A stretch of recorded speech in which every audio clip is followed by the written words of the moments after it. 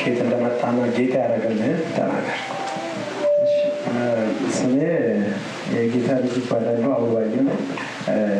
እዚሁ ቸርች ነው የሚያገለግለው እና በአገልግሎት እንኳን እንትን ባልቆምም እዚሁ አባል ነኝ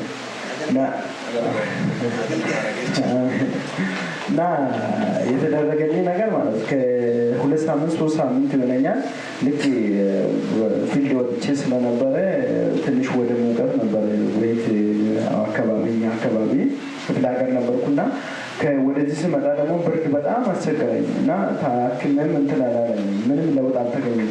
15 ቀን ነው 15 ቀን ምናምን ያለበት እና ድጋሚ ደግሞ ዝም ብዬ እንደ ማስታገሻ አይነት ነገር ዳይክሎ ነገር ተጠቀምኩም።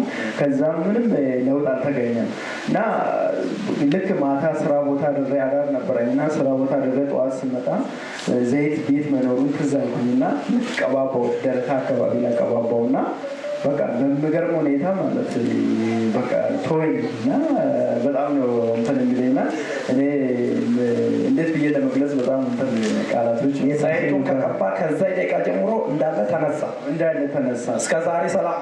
እና እግዚአብሔርን አመስግኑልኝ በእኔ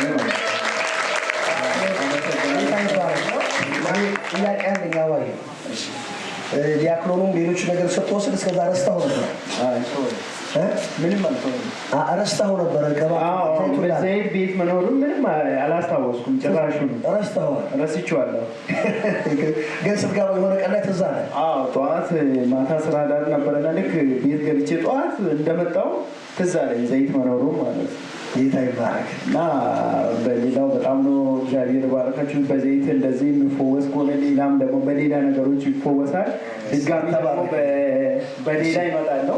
አመሰግናለሁ። እግዚአብሔር ካንተ ጋር ነው።